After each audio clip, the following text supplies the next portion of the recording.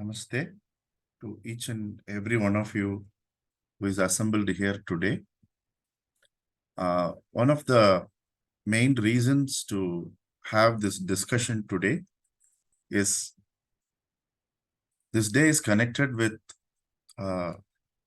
Sri Chidananda Natha, who is popularly known as Anna or Annaji, because of whom we have got lot of extracts from our traditional texts in our hands today. And he has compiled more than 190 books from the tradition and has vested all the rights, the copyrights with the Ramakrishna Mission. A very selfless, that's original Nishkama Karma Annaji has done for the entire humanity. And then this day is also connected with Sri Aurobindo. All of us know Sri Aurobindo.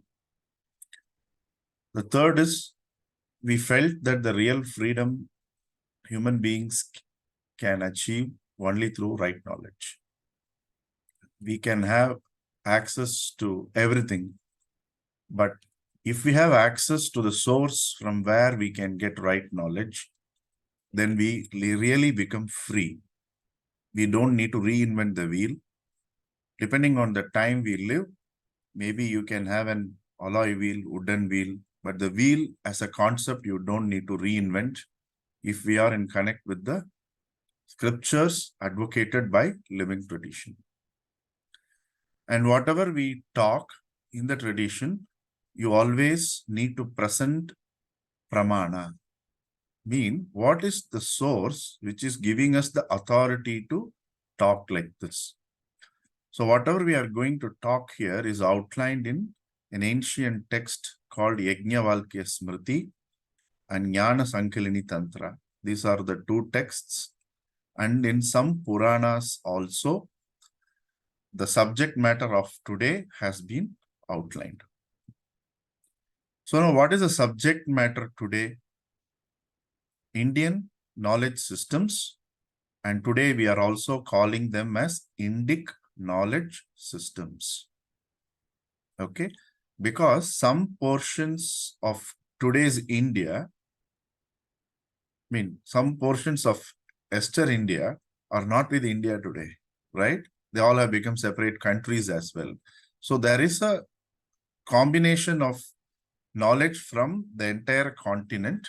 So we have titled as Indic knowledge systems. This is the first I would like to tell you. And many of you here know that the Indic Foundation is an outgrowth or an initiative of Srimad Yoga. So Srimad Yoga is a 12-plus-year-old international residential yoga school. And now, for many of us would like to know, where is the place of yoga in the scheme of things? That is where we are going to place and other learning systems today. Okay. Traditionally, when someone goes to study under a teacher in a Gurukula, an overview of all these topics were presented to the children. They stayed from 7 to 12 years with the teacher's family, and they specialized also based on their inclination and the observation of teacher on the students. Okay. So in the same family, someone could be asked to specialize in politics. Someone would be asked to specialize in archery.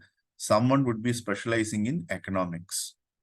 Very much like our modern day education, the first year syllabus is common. And then based on the inclination, we choose the specialization going ahead. This is how traditionally knowledge was handed over for minimum 7,000 years, because the dating of Ramayana is seen at least 7,000 years. Okay. So we have a hierarchy of teachers and a tradition which is carrying forward this knowledge for centuries in completely Nishkama Bhava, meaning a selfless way they have transferred this knowledge. Okay. Now, in a broader way, there are 18 sources of knowledge. 18 sources of knowledge. And we call them as Vidya Sthana. Sthana means place, Vidya means knowledge. There are 18 sources from where a human being could get knowledge. Okay. Out of which 14 are pure systems of knowledge, and the other 4 are also called as Dharmasthana. One name is Vidyasthana for the later 4, and the name also is given as Dharmasthana. Why they have done like that? When you have to have an avenue to apply that knowledge and see it coming in life, right? It's not only a deep philosophical discussion. If you can't put that philosophy into action, then there is no point in burdening ourselves with that knowledge. Whatever I'm telling, is it making sense? So there is no point in having even one paragraph of knowledge if you can't use that and see a benefit in your life or our life. Is it clear? So what happens, whatever knowledge we have, we can see examples of people living that knowledge or how we can live that knowledge. This kind of subject is dealt in the Dharmasthanas. You understand? And this is also another reason why we cannot bring in Hinduism or whatever is practiced in this country under an organized religion. It is called Sanatana Dharma. It is a dharma-based living which evolves, accommodates, adapts, and adopts whatever is good from everywhere. And where is the source? Rig Veda. It says, let noble thoughts come to us from all sides. If we can't implement those thoughts, then we as well be deaf, right? So in the Rig Veda itself, it is clearly mentioned, let noble thoughts come to us from all sides. So this is the background. Now, at any time, if you feel I am speaking a bit fast, please stop me then and there. Okay. But if you are comfortable, I would request each of you to take notes. Only when you take notes, it will stay with you. If you listen, you may feel good and you may forget. Okay. Now, what are these 18 is what I'm going to give you a brief today. After that, you should feel free to explore the area of your choice on your own. Correct? So the framework is given today. Veda, many of you know here, is considered as the oldest piece of knowledge available as books to mankind. Okay. Now, this Veda is classified into 4 books. I again say, and repeatedly I'm saying for many years, you should not say there are 4 Vedas. Veda is one classified as 4. Is it clear? Veda is one classified as 4. Now, this term Veda is in a language called Samskrita. But when I say that meaning of the word Veda is knowledge, all of you are feeling comfortable. Correct? So first bias we need to take when we learn any subject is the bias we have towards a language, religion, culture, creed, caste, or anything which is divisive. We need to focus on the message, and language is a medium to communicate that message. Our liking or a dislike for a particular knowledge should never stop us from understanding the message. That is called real maturity. So what we say in the common parlance at office and home, give weightage to the message, don't shoot the messenger. Okay, so we need to use certain terms in Samskrita because right now this system is available, the names are in Samskrita only. We should not trivialize in the name of simplification. Am I right? So we need to learn to adapt and learn new terms. The first term is Veda. So Veda comes from the root vid. Vid means to know. So Vidya, Veda. Okay. Now, depending on the utilization, the purpose, the Veda literature was classified as 4 by a great saint called Badarayana. This happened around the Mahabharata time, 5,000 years before. He classified as 4. Like today you have Oxford Dictionary, Cambridge Dictionary. What they do, they don't create the words. They collate and classify the words. Am I right? Nobody knows who created which word, right? For that matter, we don't even know who found ABCD. It is handed over to us and we are continuing with that. Okay. So whenever you keep questioning, there are some questions which will hit a roadblock like this.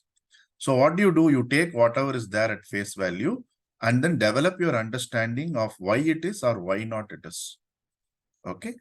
So what happened? This great saint Badarayana classified the Vedas. So this word classification is because the content available was very vast. Okay. So in olden days, anybody who compiles information, today Google also compiles information from thousands and millions of sources and gives to you. Correct? So Google can be called as Vyasa. Very gross translation, I am telling you. Anybody or any object or any program which can compile vast amount of information into intelligible, understandable, knowledgeable way can be called as a Vyasa. It is a term like if you are performing surgery, you can be called a surgeon. If you are a doctor, you can be called a physician, or based on the work you do, you have a title. So anybody who compiles any system is called Vyasa. But this great saint compiled Veda. So his title is Veda Vyasa, the one who compiled the Veda. Does that make sense? So he is called Veda Vyasa. Okay. These are the first 4. What are they? First is called the Rig Veda. There are 2 or 3 spellings. The most popular spelling is R-I-G. When they rig a borewell, no? In English, you write rigging a borewell. R-I-G. That is the very popular spelling. People who know phonetics will write R-G, and above and below R and G, they put some marks. So people who are good in phonetics, they can use the spelling RG also. Some of them use RUG also. But the easiest spelling is RIG, Rig Veda. Okay. The second is Yajur Veda. Predominantly, collection of the content is used for conducting yajnas. So Yajur Veda. The third knowledge system is Sama Veda. Here, this is the source of music also. Whatever music we are hearing today, the source is here. Then the fourth way, the title of the fourth classification is Atharvana Veda.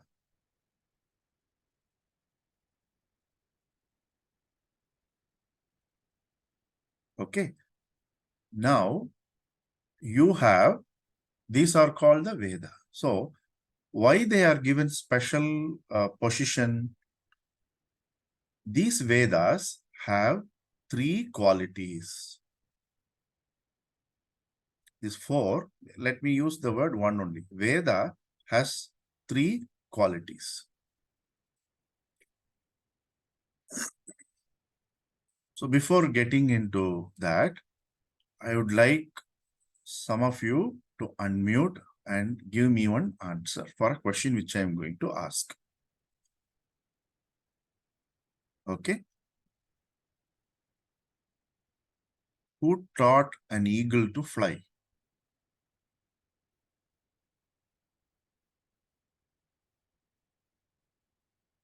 Who taught an eagle to fly? Nature. Who embedded that in nature?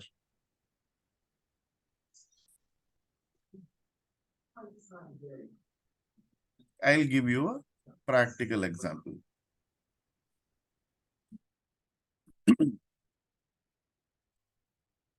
Okay.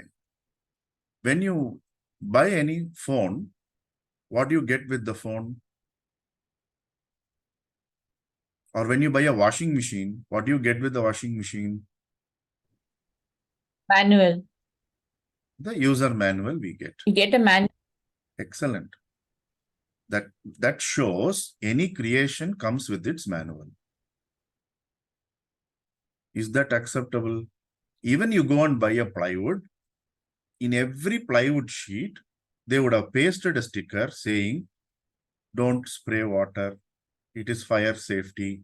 There are some knowledge about how to utilize that is given there. Have you observed it? This shows when a creation happens, knowledge is born with the creation. Why this point is very important for all of us to understand is many of us feel human beings created knowledge. We are incidental to the process. We came much later. So the tradition tells Veda is the knowledge system which is part of the creation, and like how breath is important to any living being, you can consider knowledge oblique or slash Veda as the breath of the creation. Why? If I give you an object, I don't give you a knowledge of how to use that object, that knowledge is as well useless. That object is as well useless. Am I right? I give you a fantastic pen, but I never teach you how to refill that pen. That's it, right? It's all gone. So this one aspect, please understand. Whenever there is a creation, the knowledge of what and how to do with that creation comes with that. Okay, this is where the mastery of nature, which I think Deepa was telling about, the nature. What happened is when the ancients were human beings like us, obviously, when they wanted to know in their deep meditation, this knowledge was revealed. Now, again, you may think, why knowledge is revealed only to ancient people? Why not modern day people? It is being revealed every time. You ask your mother, she will say, suddenly when 10 people landed up at home, with whatever little she had at kitchen, she did something which she never did before. I can see a lot of mothers here. We have done that. Who taught you? The necessity is the mother of invention, and the knowledge is given to you. When you get stressed, you get agitated, and your access to that knowledge is not there. Access is not there, but knowledge is there. Is it okay? Who taught Archimedes? How did he jump out of the bathing tub and run towards and said, I found Eureka, Eureka. Knowledge dawns. We cannot create it. You can apply that knowledge into various things. This is how knowledge I can understand it is born with creation. Is there any objection to any of you here? This is basic common sense, right?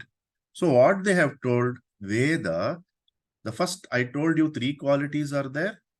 The first quality is it is not of human origin. That means technically it is apaurushaya.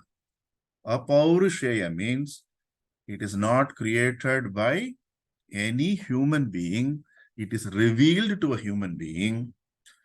Who is that human being? Those human beings were called, are called seer. S-E-E-R. In English, you have this beautiful word called seer. In Sanskrita, it is called Rishi. The one who saw, one who sees. Even many of you here tell, right? I could see that coming. You didn't physically see, but you still saw. Correct? So we need to reconcile with our own understanding. And chemists here know, chemistry students of chemistry know, this is the way benzene ring was found. Adarsh is here, Dr. Vijayalakshmi is here. Suddenly, the researcher, chemist, saw a snake catching hold of its own tail. And it dawned to him, this is how benzene's structure is there. Am I right, Dr. Vijayalakshmi? Who gave him that knowledge? He adapted that knowledge to his field. Otherwise, snake has nothing to do with chemistry. It is rare to have a chemistry with snake, okay? Please understand that. But knowledge dawned and he could receive it in a way he can relate to. Please understand. So the first quality of Veda is it is apaurushaya. Okay. The second one, it is called Ananta. Ananta means endless. Anta means end. Ananta means endless. Why I am telling you, let us not limit the concept of Veda to 4 books. Each and everyone seated here has the capacity to become a seer, Rishi. This is what Sri Aurobindo demonstrated, and we are remembering him today. Vashishta Ganapati Muni, a great saint who lived and who recognized Ramana as Bhagavan Ramana, is a great seer.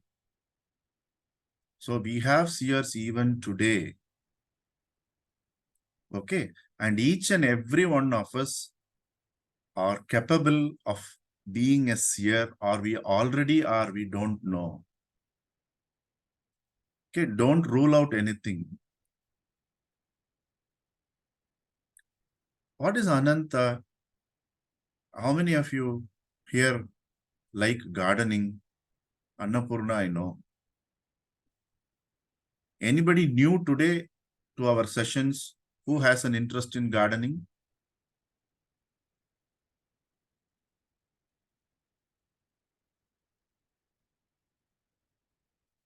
Nobody. Yes, yes, Sri Vidya, you are interested in gardening. Okay. Yeah. Every time you make the land, prepare the land, right? And you leave it after a rain, what happens?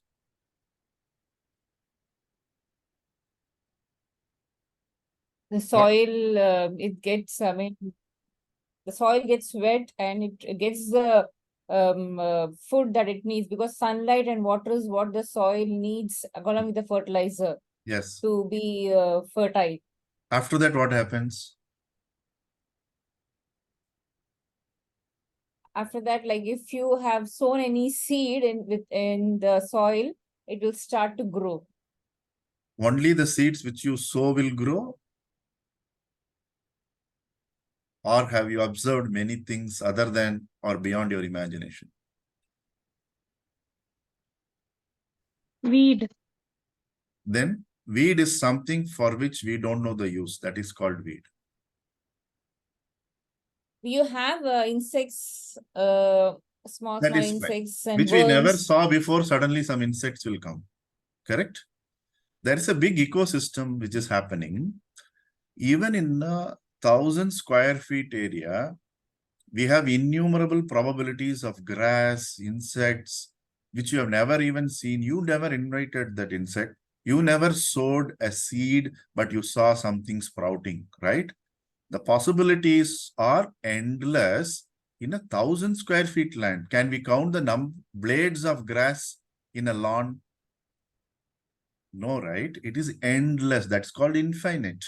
So Ananta's meaning is endless and infinite because even in a finite space, we cannot count exactly how many grains of sand, how many blades of grass.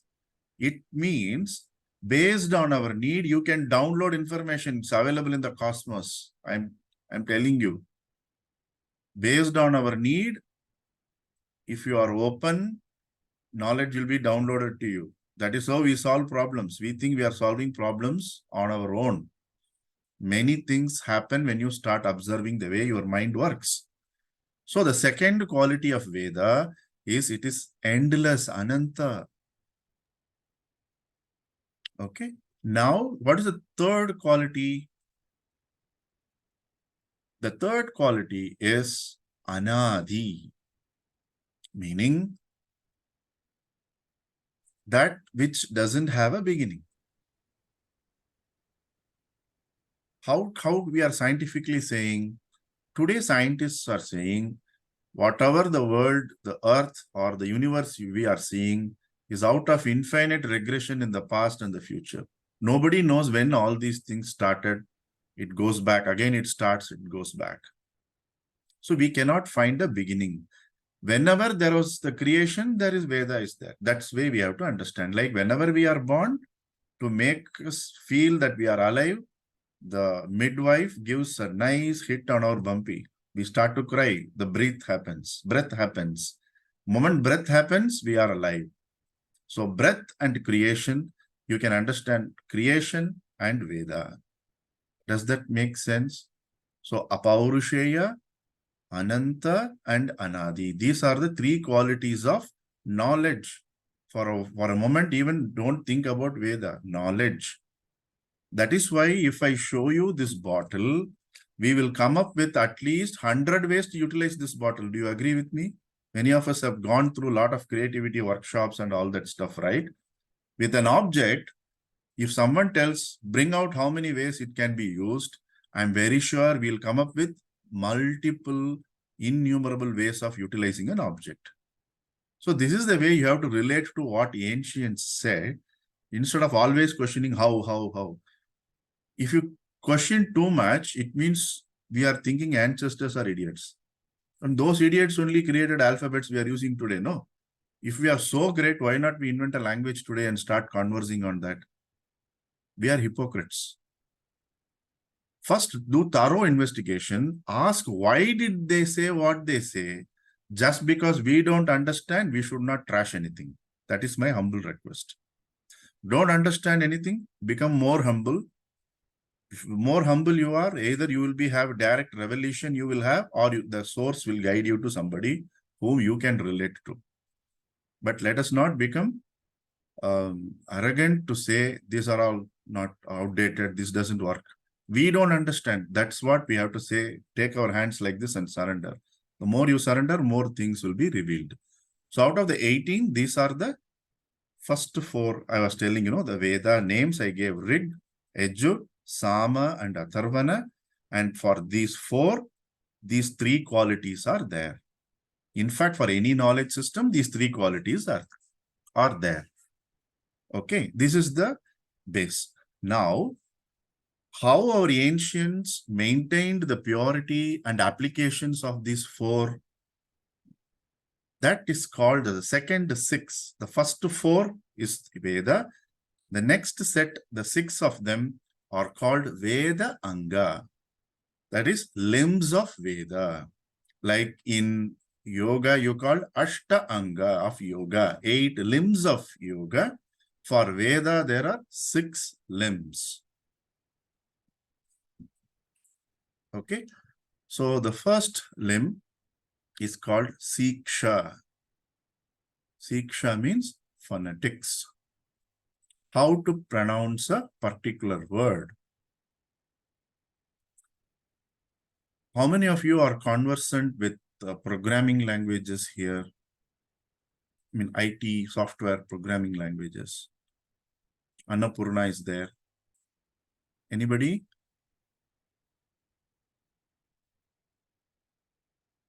Any of you? Okay. Annapurna, can I ask you a question? Is she able to hear?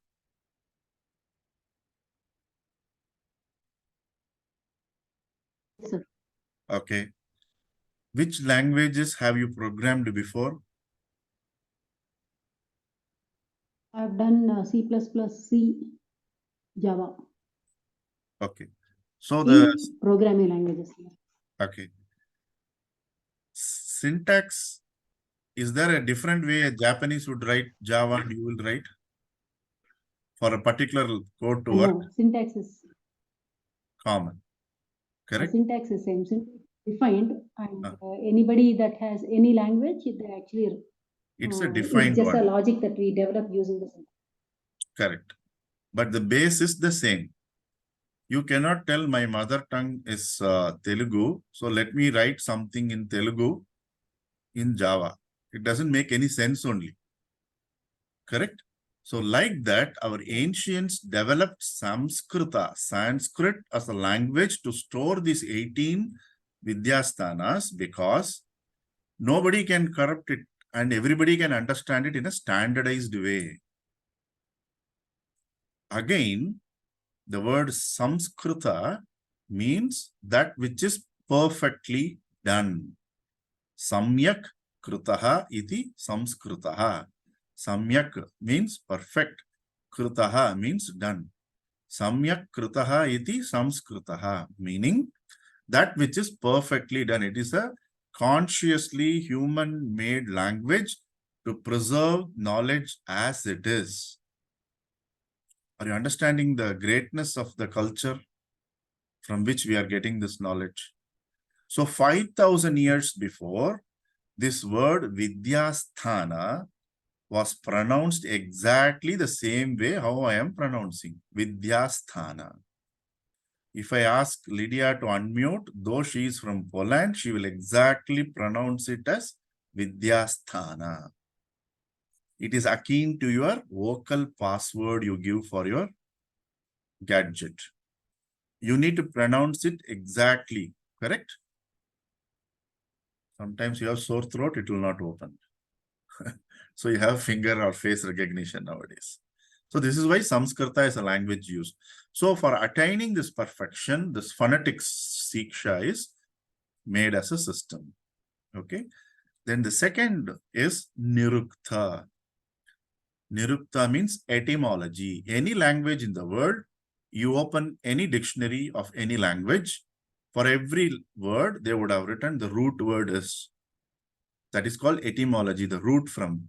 So when we started the session, we said Veda comes from the root word vid. Vid means to know. So wherever there is something to know, you can see the word vid. This is how anybody who has an interest to understand and study scientifically a language, Samskrita is the language. You can create a new word for any new invention which was invented today morning. Based on the utility of that equipment, you derive the root word and standardize it. That is the richness of this language. At one, it is very stable and standardized. Because of this quality, it can also improvise and be creative to include anything and everything which is there in the world. You understood? So Siksha is that. Second, what did I said? Nirukta is the etymology. And the third is Vyakarana, means grammar. Any language can be held together by the purity of the grammar, right? So it has a fantastic literature for grammar, which is very robust and is the toughest to master. Okay. Then the fourth one is Chandas. Chandas means meter. And the easiest example, all of you would have heard about Gayatri Mantra, right? Gayatri Mantra. The name of the mantra is technically not Gayatri Mantra. It is Savitri Mantra. It is written in Gayatri meter. So in India, the rishis found any mantra which is in Gayatri meter is very potent. So what they did, whichever deity or the divine forms they meditated, they constructed a Gayatri meter, a mantra in Gayatri meter for that Devata. You are worshipping sun, there is a Surya Gayatri. Correct? If you are worshipping a planet, there is one Gayatri for that.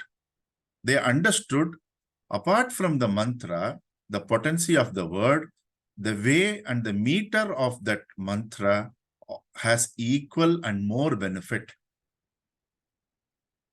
Okay. It is like how you say and what you say. Both have to be there at the right proportion to create an impact. Correct? So like this Gayatri, Ushnik, Drishtup, the Chandas, the meter is a separate study. Then the fifth one is called Kalpa. What is Kalpa? If we do all this stuff, but we do not have a ritual or a system to experience all these things, we will forget. So Kalpa is the manual for ritual, how things can be put together. And for every aspect, if you want to design a ritual, it can be with the help of the Kalpa Sutras. The Kalpa is there. That is the fifth Vedanga. The last one is called Jyotisha. Jyoti means light. Okay. Astronomy. And the applications of that is called astrology. Astronomy plus logic is astrology. So they studied the stars, how the formation, and then they arrived at a mathematical formulae that every 60 years, there is a repetition in the cosmic level. Then they realized for that to happen, things have to go in a circular spiral motion. No, then only they come back to the same place. Am I right? Or a similar place. Even if you say universe is expanding, even in the spiral, it comes back. The effect can be similar only when things come back to the same place, right? So they developed a 60-year cycle, and all this is possible in the Jyotisha, that Vedanga. They also said for calculation purposes, you can have 60 minutes as 1 hour, called Hora.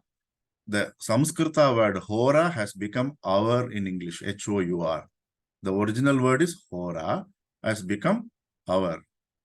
But for very minute and auspicious or inauspicious activities, they subdivided the time into Muhurta, which is 48-minute duration.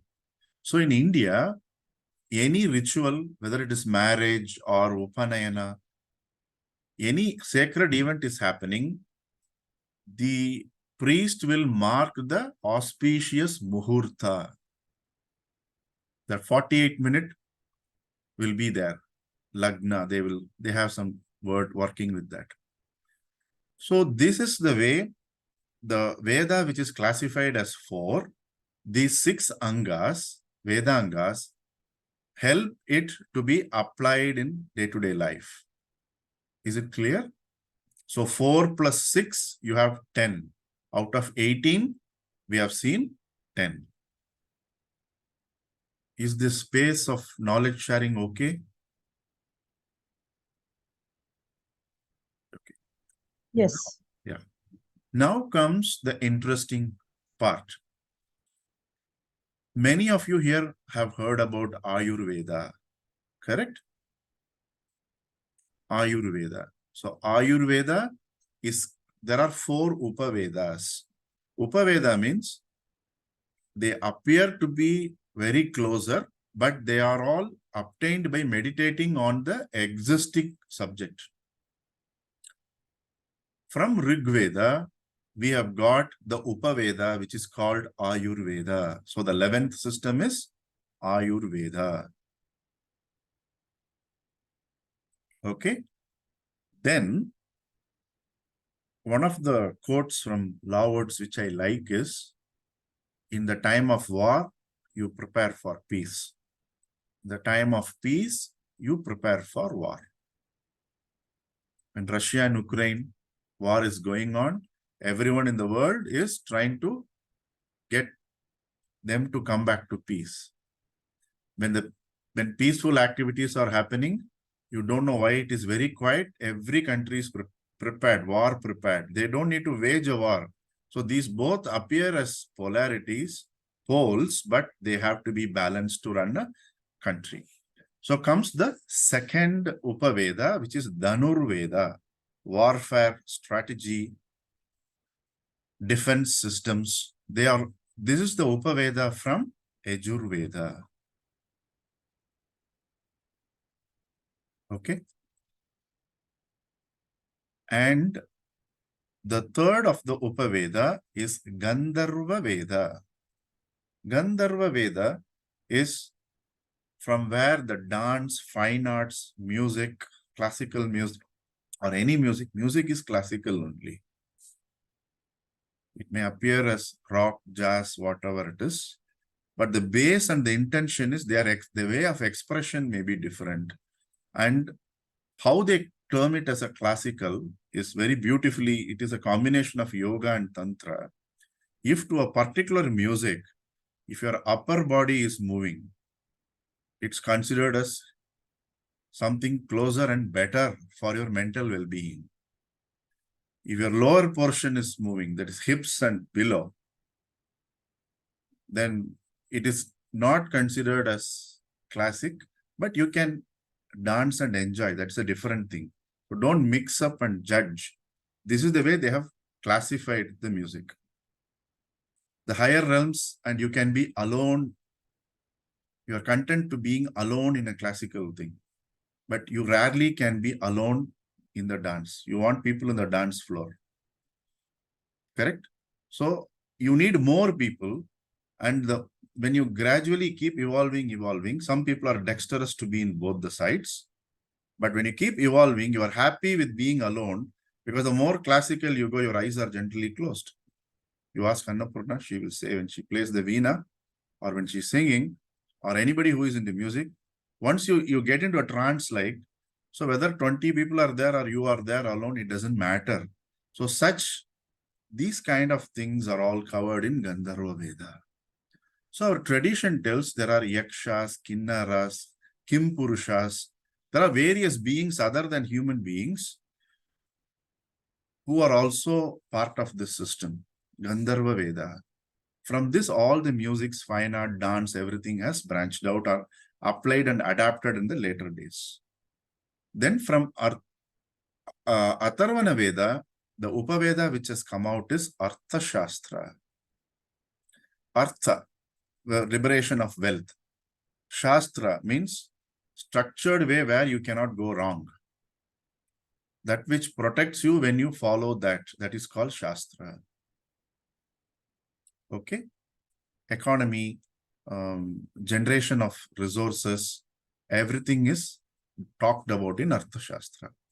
In later days, Chandragupta Maurya's, the person behind that is Chanakya, no?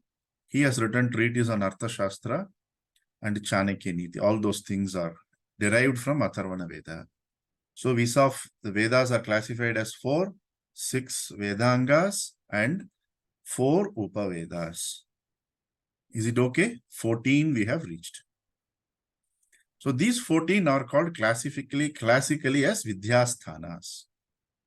Now comes the last 4. They are Vidyasthanas plus Dharmasthanas also. Okay. The first thing is Purana. Purana means that which happened, old, ancient. Major are 18 Puranas. And minor are hundreds of it. So what you can do, you have placed the number 15, right? Just next to 15, you write Purana, Purana, and you put a bracket. And within the bracket, you write plus Upa Puranas. Then you will, when you read later, you will understand Puranas plus Upa Puranas. These Upa Puranas are hundreds in number. For example, Bhupesh can suddenly develop an affinity towards a particular form which he only can appreciate, but he can develop an entire body with the proper story, and whatever he says should be replicable. There are some rules to how to write a story also. Today we teach storytelling as part of corporate life, right? When our grandmother told, it was free at home. Today you pay humongous amount and learn storytelling. Correct? This storytelling is from the Puranas. Why? When you sit with the child, when a child is crying, you don't tell the child, only if you say H2O, then only I will quench your thirst. You should tell water, no? Just because you know H2O is water, you can't speak with the child as H2O. You have to tell water. So whatever is appearing as abstruse and abstract knowledge is brought to our level, common man's level of understanding in the Puranas. So 18 are great Puranas, Mahapuranas, and out of the hundreds, depending on whichever tradition you follow, those acharyas would have listed 18 as Upapuranas. Suppose somebody is following Vishnu, their acharyas would have culled out 18 Puranas which glorify the aspect of the divine as Vishnu and given you that 18 list. Like, similarly, not exact, I'm just telling you, it is left to you. It's like a buffet spread. You have hundreds, 18, you pick up. These 18 major Puranas are supposed to have written by Veda Vyasa himself, because when you classify something, you cannot classify without understanding the meaning, right? You cannot randomly say inky, pinky, ponky and classify the texts, correct? You need to understand. When Veda Vyasa understood those abstruse truth, based on normal human beings' understanding or intelligence, he classified them and wrote certain stories. They are not just stories. What happened in the history, he interspersed that with the knowledge. It's not some cock and bull story. Okay. Some of you are interested. I can suggest a book which is doing really well. There are, in fact, a couple of books where they have decoded cosmology with respect to the information given in the Puranas. And here, I think Deepa is here. She has already started to read that book. Deepa Gopalakrishnan is here. Okay. So, today people are understanding the value of it. You understood? So, all of them are written by Veda Vyasa. Now, when someone comes and asks, how is it possible to write such humongous work? I always ask them, how did J.K. Rowling write about so many volumes of Harry Potter? You are believing because you are living contemporary or contemporary to J.K. Rowling. Correct? It's a small example. So I will always reiterate one small fact. Just because we can't do anything, just because we can't comprehend, don't trash anything in life. Not just this subject, any subject. In fact, life is beyond our comprehension only. So you cannot trash life, no? And Puranas and Upapuranas. Now the second is Nyaya, means logic. That is second means 16th of the Dharmasthanas is Nyaya is logic. Within bracket you can write plus means addition, Tarka. means how to discuss, debate, and argue based on the logic. There's no point in knowing logic if you don't know where to apply it, right? So Nyaya, Tarka Shastra is there. Then you write another plus and write Vaisheshika. VAI, Vaisheshika means something Vishesha. Why something Vishesha? Again, let me give the standard example because it may serve as a revision to whoever is here. When you are driving in the road, particularly outside of the city, suddenly you may feel there is water at 100 feet. On closer examination, you will know it is called mirage. There is no water there. But logically, it waved, reflection was there, correct? Waves were there, reflection was there, shiny. All these qualities of water you could perceive, but still it is not water. On closer examination, thorough understanding, you figured out it is called mirage. That means what? There is always, by logic, you cannot understand something which is happening, something Vishesha plus logic. So it is called Vaisheshika. So the atomic model, atomic table was done by already the sage Kannada Kashyapa, that is belonging to Vaisheshika. Why? We have only proton, neutron, and electron, right? But at different combinations, you got the entire Dalton's this atomic chart is there, no? Only three things. What is Vishesha? Means one electron added, one this proton added. You get the entire table of 100 plus elements in chemistry, right? But what are the basic? Proton, neutron, electron. So the atomic theory is derived from Vaisheshika. The second thing derived from Vaisheshika is the concept of illusion, which is Maya. That is also derived from that. Okay, this is the 16th system, which is Nyaya is the base. Within bracket, you write Tarka plus Vaisheshika. Then the 17th one is Mimamsa. And within bracket, you write Purva plus Uttara. Purva Mimamsa plus Uttara Mimamsa. So what is Mimamsa? Is basically Purva Mimamsa deals with how through rituals you can get closer to who you are. Very simple way. You do meditation and you feel closer to who you are. In fact, you are who you are. To feel that, you need a process called meditation. At home, every day, the same God's photo is there. But only when you light an agarbatti, when you light a lamp and you take the flowers and do the ritual, you feel very divine.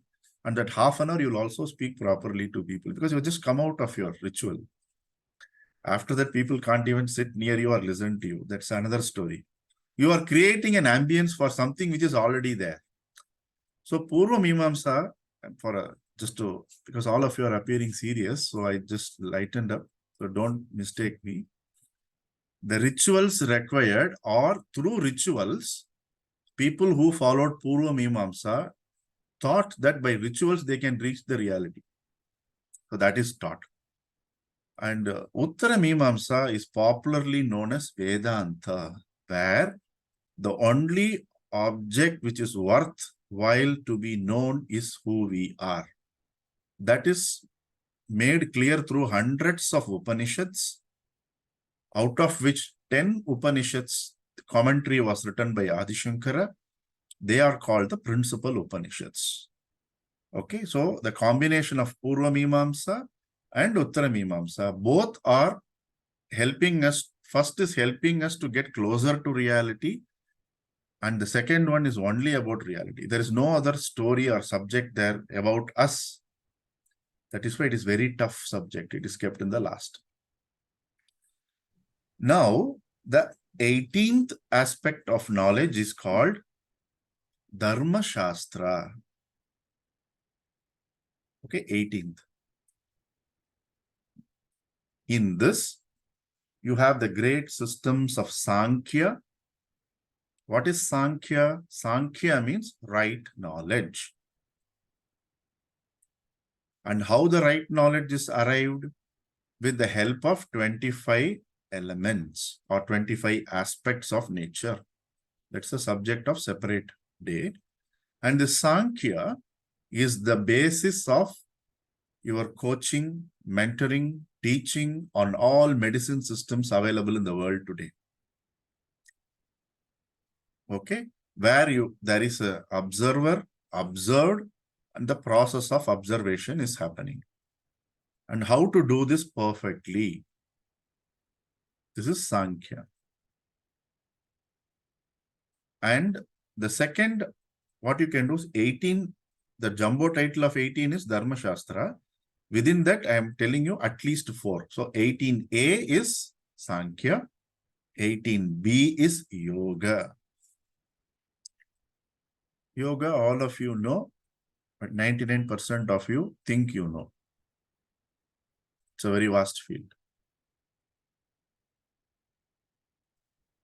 Then Ramayana is 18C, Mahabharata is 18D. So what great ones have told, whatever is not in Mahabharata, whatever is said in the Veda is found in Mahabharata. So Mahabharata is also called as the 5th Veda. So we started with the Veda, we are ending with the aspect of Veda, another Veda called Mahabharata, 18D. And why our ancients call it as the 5th Veda? In every Veda, the first 4, the Vedanta aspect is handled by the Upanishads which are there in the Veda. In Mahabharata, we have the essence of many Upanishads in the form of Bhagavad Gita. So this is the reason why Mahabharata is called as the 5th Veda. Is it okay? So this is an overview of the 18 knowledge systems, huge systems available. They are called as Vidyasthana. Sthana means location or a place from where you can get knowledge. This 18 is further classified as 14 plus 4 because the last 4 I spoke right now are completely telling us also about Dharma. Okay, the way we have to lead life. Does that make sense? Now, what the modern day college and university education have done, they have taken from the 14, 15, 16, 17, 18, Nyaya and Vaisheshika from the first, then Sankhya and Yoga, Purva Mimamsa, Uttara Mimamsa. These 6 systems they have culled out separately and they are calling it as the philosophical systems of India. And we call them as Darshana. Darshana means that which you can see. Sir, can you repeat that last one, sixth that one. you combined? Yeah. Nyaya and Vaisheshika. Generally, they are studied in Gurukula also as twins, 2 subjects. Then Sankhya and Yoga are studied together like how we do our certificate course in yoga, no? Like that. The third set which is studied is Purva Mimamsa and Uttara Mimamsa. Okay. This is why I always tell people, you have to transcend rituals after doing it. You cannot say no. You need to do some rituals to understand the plus and minus of it, where to use, where not to use, and their limitation. You need to use an aircraft to reach a place, no. So you know when to exit the aircraft and enter and exit the aircraft, like a lift. So the rituals are like that. The teacher will tell you when you have to do the rituals, and there will come a time in your life, they will say, drop the rituals. That means your flying time is over, you have now grounding time. That's the time they take you to Vedanta. So till someone is completely devoting their time to the study, practice, and living of Vedanta, any other thing you are studying from the first, whatever I have mentioned now, without rituals, you cannot even understand anything. You are getting an overview. So anyone talking to you about Indic knowledge systems, they are technically talking to you about one or other of this. Out of this very big banyan tree like system I mentioned to you, One aspect yoga is what we are sharing with people through Srimad Yoga. Okay. So with this, technically the session is done with. If any of you have any questions, we can do that for 3 to 4 minutes. The floor is open now. Any questions? Yes, Srividya. So you're talking about, in this universe, knowledge is is already there. So that is why they say like you have to be in silence, you have to meditate, because that is when the information will get downloaded. Because when we are too much in action or in rajas, mind is overcrowded. It's like there's a lot of traffic jam. But like you say that necessity is the mother of invention. Like you were giving the example of if you have a sudden guest and you go, you just cook and everything works. Now, when you talk about samskaras, prarabdhas, so how they generally say when you do pranayama, when you do meditation, that is the only pariharam through which you can wipe out your karmas. So, Jan, can you just put some light on that regarding this downloading and the samskaras? Ideally, this is a discussion for one more 60 minutes. We'll take it up soon. But you can call it as a housekeeping process. The knots and the impurities in the nadis are handled through pranayama. Once the prana shakti is lifted, naturally the mind, despite it having some issues in the past, present life is going through some trauma. The trauma, anger, agitation clogs the channel, which is the nadi. So using pranayama, we first cleanse it so you feel lighter. So pranayama makes us feel lighter, and then asana makes us to feel steadier and stronger. Meditation naturally will happen. But the preparation steps are this. And like how you clean your home after many days, in 1 hour or 2 hours, it is not possible, right? So initially, the hours of work we put to keep our prana shakti up and the mind in its place and body in fit and fiddle, it takes some time. Later, it becomes very, I would not say easy, it becomes a routine. So we approach a teacher or a tradition which has done this and proven, and then we study from them. Definitely it will work. When it is clean, suppose I have written everything on a board, right? If I have to add new information, what I should do, I should rub with the duster whatever is there on the whiteboard. Correct? That rubbing off is during using these processes, which you call as rituals, you call pranayama, you call meditation. Meditation cannot invent the self. It can only discover the self which is already there with us. For that, we need to clean it, no? That cleansing processes is only using pranayama and meditation. So whatever is our prarabdha, we have reached, whatever troubles samskaras are giving us, that will be eased out. And then we will thank the very prarabdha and samskara, because if life was so easy, we would have never thought about meditation. We would only be happy-go-lucky. That is why I am telling you, whatever our Srimad students will know, whatever we are thinking now is false only. It could be anything. Even if you're thinking about God also, whatever you're thinking about, that may not be the ultimate thing about that. This is the reason Patanjali says, Chitta Vritti Nirodha. Any thought which is good or bad is an obstacle. Finished. So there is no judgment or adjectives, no? So using these processes, we cleanse whatever has to be cleansed so that we see the reflection of the self. I hope it's okay. Yeah. Yeah. Anybody else?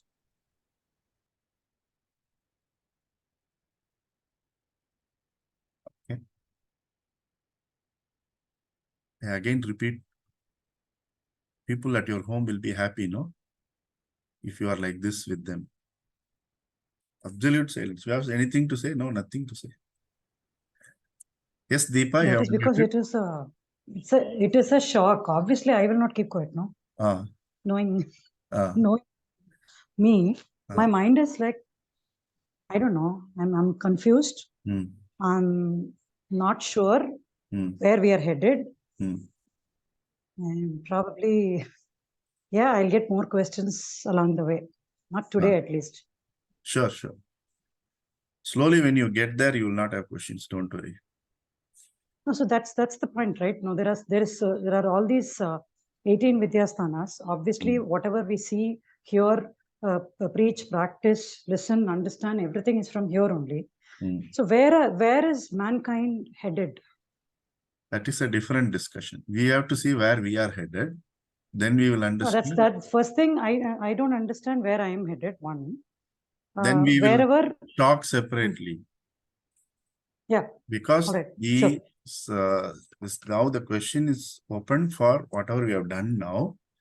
My question is, are you understanding the enormity of the subject before us?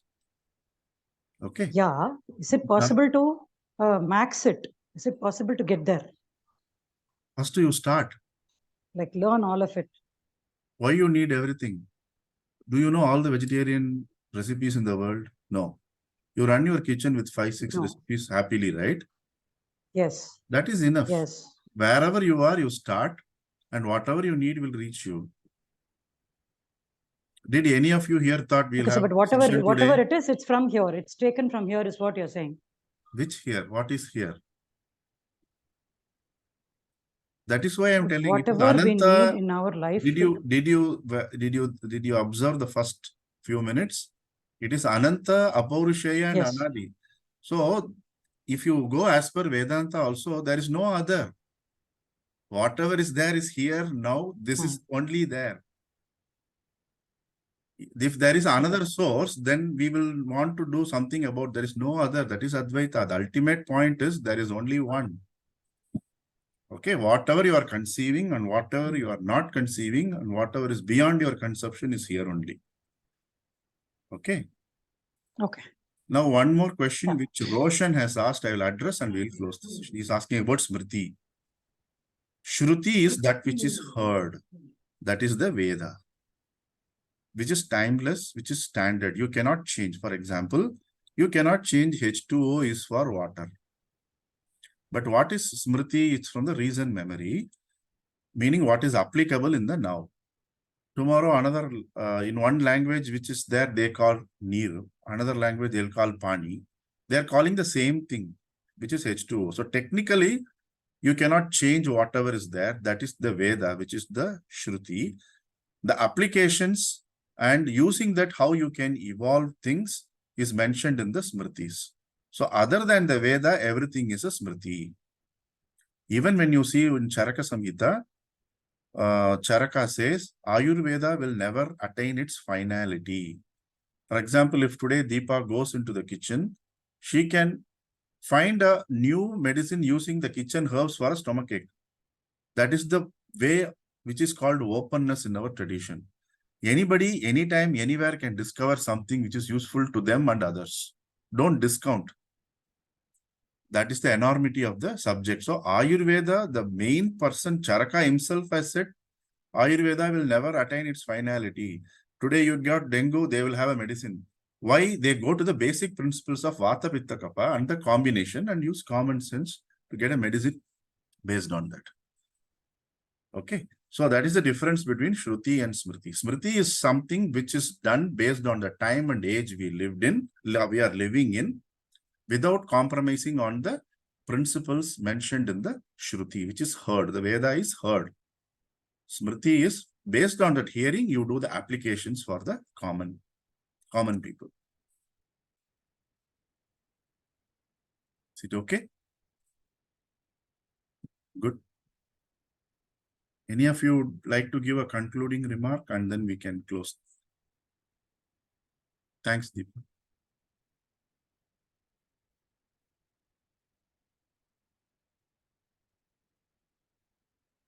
Amit, you are available to give a conclusion? Yeah. Are you able to hear me, Krishna? Yes, we are able to hear you. Please go ahead. Okay. I think it was a fantastic, introduction and, apt kind of a conclusion also, and the body in between. There's a lot to soak in. So I think it'll need some time for most of us to, kind of kind of live it also, not just understand. And I think you put in beautiful examples of how we could really at least just go beyond, little beyond the surface to understand what Indic knowledge systems are and how they have evolved. So I think the pursuing of it is always Ananta, as I said. So thank you so much. Thank you, Amit. Lydia, would you like to share a few words and then we can close the session? Thank you so much. So all I have to say is thank you so much for everything you share, and I feel very thankful that we can learn under your wing. Thank you so much. You're all in this together, so we are all learning and evolving together. So thanks to each of you for investing the time here, and have a great year ahead. Hoping to meet you in sessions similar to this in future. Thank you. Thank you so much. Can I request